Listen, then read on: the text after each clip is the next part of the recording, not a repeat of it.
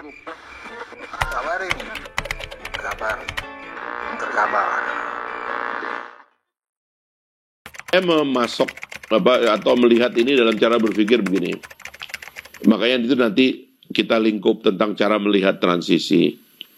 Saya dengan Pak Ketum dulu meyakinkan Pak Jokowi dan Pak Prabowo untuk berkongsi, berrekonsiliasi. Dan alhamdulillah hasilnya baik. Mereka bergabung dan kita menang gitu. Dan sekarang kita adalah menjadi bagian dari pemenang. Jangan sampai kita menyesali rekonsiliasi yang kita yang membuat sebenarnya. Kita ini penyokong dari gagasan rekonsiliasi. Nah, termasuk juga dalam cara kita melihat sequence dari kebijakan, termasuk infrastruktur dalam hal ini.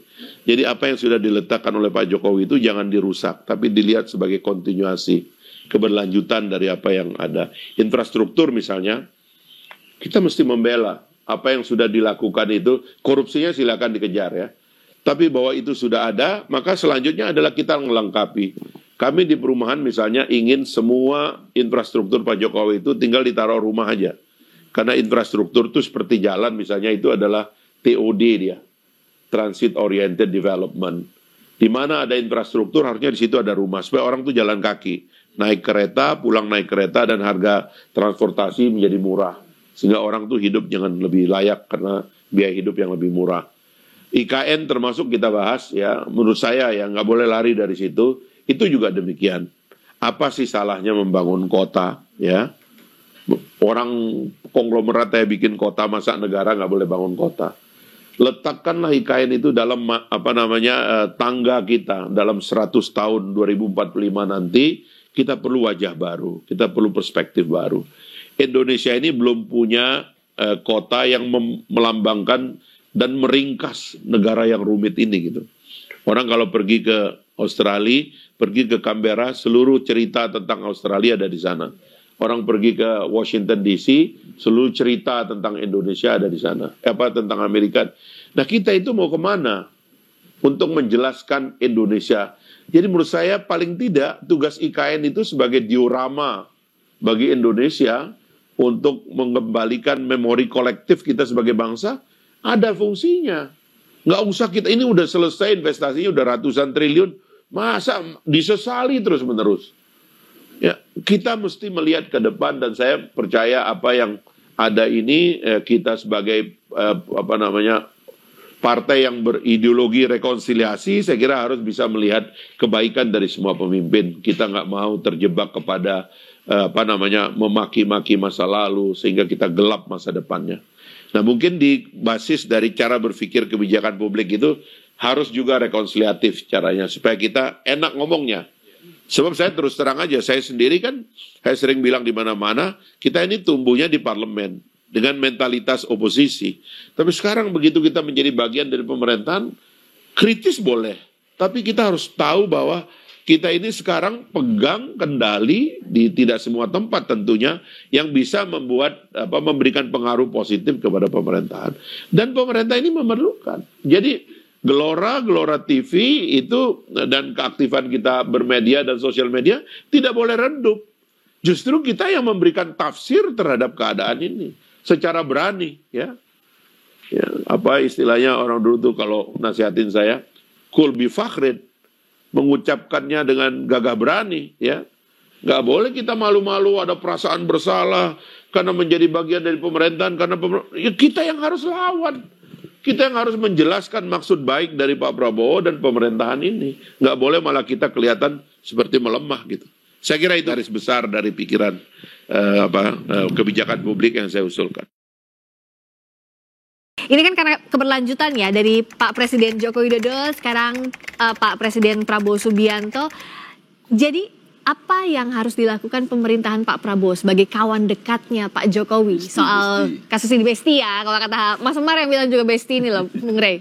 Terkait yang mananya dulu? Soal ini, soal penyelidikan kasusnya, apakah ini harus terus jalan dan apakah memang secara politis ada masalah atau enggak?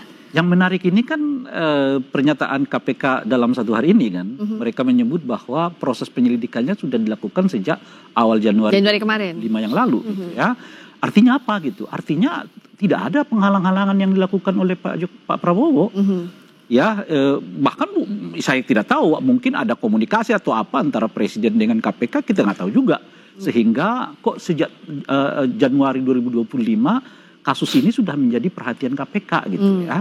Itu satu. Nah, yang kedua, ramenya ini kan juga tidak berasal dari siapa-siapa. Ramenya ini awalnya dimulai oleh Pak Purbaya yang mengatakan nggak berkenan mengucurkan dana APBN untuk bayar utang Bush gitu. Nah, sejak saat itulah orang mulai tertarik dengan isu ini, lalu melihat faktor-faktor lain soal misalnya dugaan adanya tindak pidana korupsi, macam-macam dan seterusnya itu gitu ya.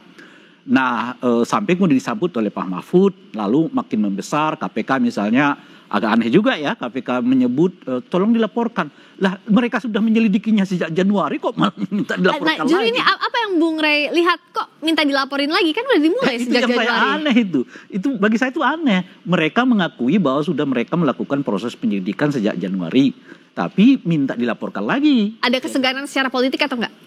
Ya kurang sedap lah mendengarnya ya kan, minta dilaporkan padahal mereka sedang melakukan proses penyelidikannya gitu ya terhadap kasus ini gitu.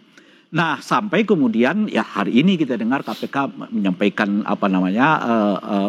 perkembangan lah dari proses penyelidikan, dan mereka mengatakan nggak tertutup kemungkinan untuk memanggil orang per orang kan. Sebagai apa? Ya tentu sebagai informan. Jadi boleh jadi dalam waktu yang kita nggak tahu ya, misalnya Pak Mahfud diundang ya, atau si A, si B dan seterusnya, itu bisa saja diundang oleh mereka, bukan sebagai saksi, bukan apalagi sebagai tersangka, tapi sebagai orang yang dimintai keterangannya terkait dengan dugaan adanya korupsi di dalam USI ini gitu. Nah, kalau dilihat dari ini semua ya, dari runtutan Januari lah sampai ke hari ini gitu, justru saya melihat Pak Prabowo itu membuat pintu yang sangat lebar-lebar. Kalau memang ada masalah ya selesaikan gitu kira-kira ya. Dan kalau kemudian misalnya dikatakan apa dengan begini Pak Prabowo akan melanjutkan lagi misalnya, kalau udah begini saya kira Pak Prabowo menyetop dulu. Ya kan, sampai ada kesimpulan yang terang benderang dalam banyak dugaan orang terjadinya praktek korupsi di dalam proses pengadaan WUSH ini gitu ya. Dan saat yang bersamaan tentu uang kita juga nggak ada. Jangankan bangun WUSH baru gitu, bayar utangnya aja belum, kita kesulitan uang kan, kira-kira gitu. Apa yang wise yang harus dilakukan Pak Prabowo dalam kasus ini? Saya meyakini ya bahwa Presiden Prabowo kan punya komitmen tinggi lah terkait pemberantasan tindak pidana korupsi, dan itu sudah terlihat lah ke arah yang sudah bagus. Jadi nggak perlu diragukan lagi bahwa presiden kita, Pak Prabowo itu pasti akan mendukung penuh setiap apa yang akan dilakukan oleh instansi penegak hukum terkait pengusutan soal tindak pidana korupsi. Saya rasa itu nggak perlu lagi diperdebatkan. Nah, bahwa ada sekarang polemik yang tadi disampaikan, distimulus oleh pernyataan Menkeu ya, Pak Purbaya dan lain sebagainya, walaupun sudah juga direspon oleh Opung Luhut, bahwa memang kita nggak minta APBN kan gitu ya, dan mau ada lagi restructuring kan gitu ya, bagaimana bangun kesepakatan ulang soal jeda waktu dan lain sebagainya, yang menurut saya itu kan masih bisa untuk kita tunggu apakah memang hasil kesepakatan baru itu merugikan atau enggak. Kan kita belum pada titik kesimpulan bahwa rakyat akan dirugikan atas tanggungan hutang yang disebabkan oleh WUSH, karena memang belum dipastikan juga apakah memang itu diselesaikan melalui APBN kita. Kan belum pada titik itu. Jangan juga akhirnya kita terlalu laju untuk menyimpulkan bahwa wah ini akan menggunakan APBN, wah ini nanti akhirnya rakyat yang menjadi tanggungan dan lain sebagainya. Nah, persoalan lain kan ada perdebatan apakah ini berguna tidak bagi masyarakat, sudah dijelaskan juga oleh Pak Jokowi.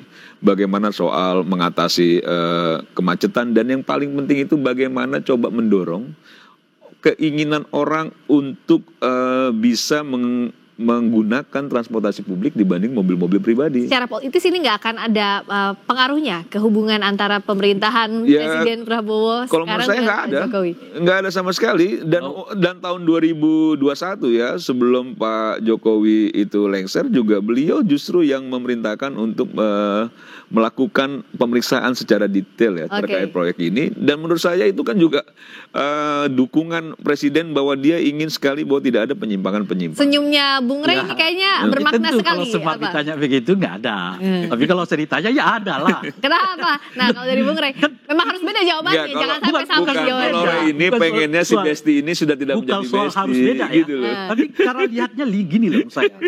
Kasus apa namanya itu ya? Kasus ijazah palsu Pak Prabowo diam.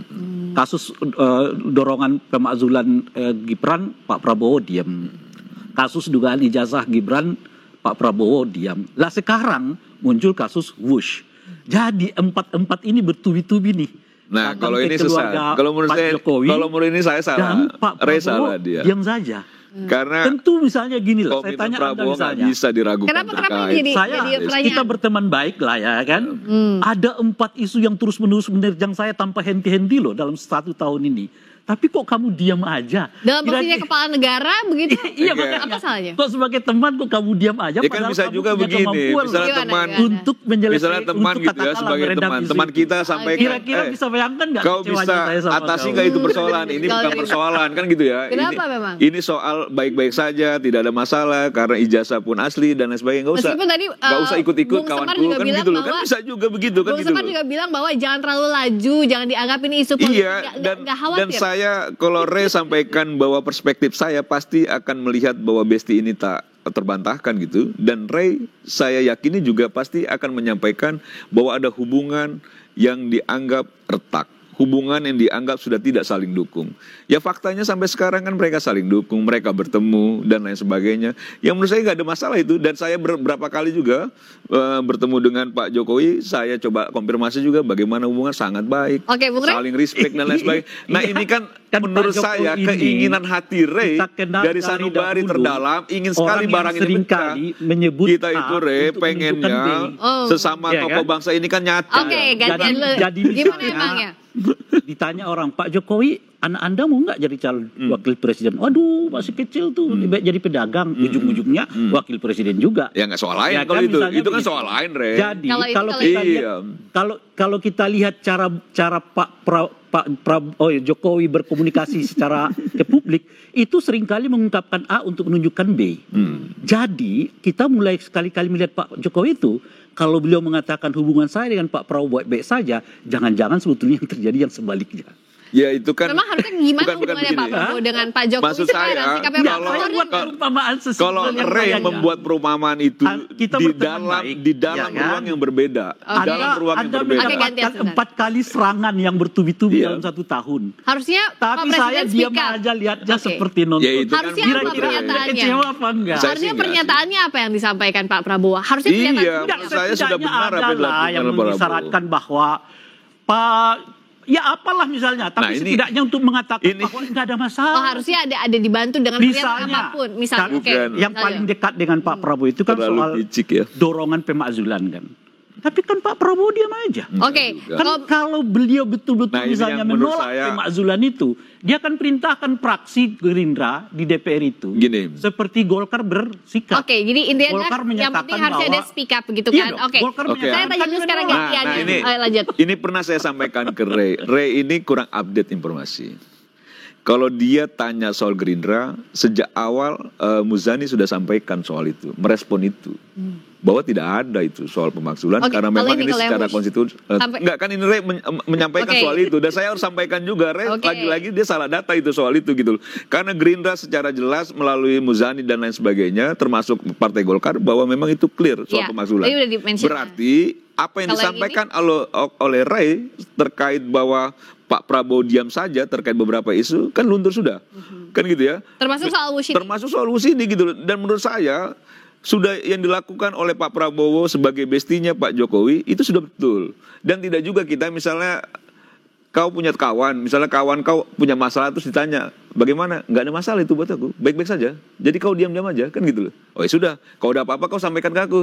Oke, kan gitu loh. Jadi maksud saya, kalau analoginya yang disampaikan Rey tadi komunikasi antar kawan begitu, Nah. kan bisa juga komunikasinya begitu, gitu loh.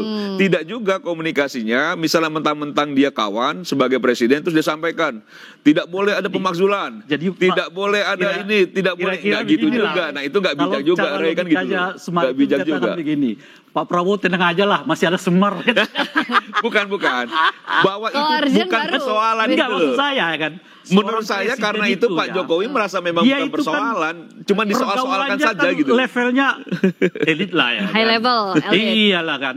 Taruh tiba-tiba ya Pak Prabowo, saya udah banyak kok yang bantu siapa, ada Semar, ada Projo, ada ini, ada itu dan sebagainya gitu. Maksud saya nggak level politik gitu loh saya. Taruh termasuk misalnya soal taruh misalnya pemakzulan tadi. Kalau benar-benar ditolak oleh Gerindra sejak dari awal. Ini temanya bergeser. Oke, ini. jadi geser. Tapi Gitu kalau untuk kira-kira. ya oke. Nah, tapi untuk Wush ini saya minta singkat-singkat aja ya. Oh, iya. So apa yang harus dilakukan pemerintah secara politik ya agar tidak dianggap bahwa ini adalah kasusnya mengarah ke politik. Kalau Bung Semar? Secara substansi tujuannya sudah clear and clean disampaikan oleh Pak Jokowi terakhir, gitu ya. Ini kenapa dibikin dan lain sebagainya. Menurut saya itu sudah bisa dilihat secara langsung. Kedua soal proses hukumnya, menurut saya kalau memang itu ada dugaan diperkuat saja. Dan KPK bekerja saja gitu. Dan kalaupun memang pada titik itu ada persoalan, saya rasa akan terbuka dengan sendirinya. Kalau komitmen Pak Jokowi sejak 2021 pun beliau masih presiden, kan justru memang menjaga itu supaya tidak ada masalah, supaya tidak ada persoalan-persoalan yang akhirnya itu bisa terindikasi kasus-kasus penyimpangan, termasuk pembebasan lahannya dan lain sebagainya.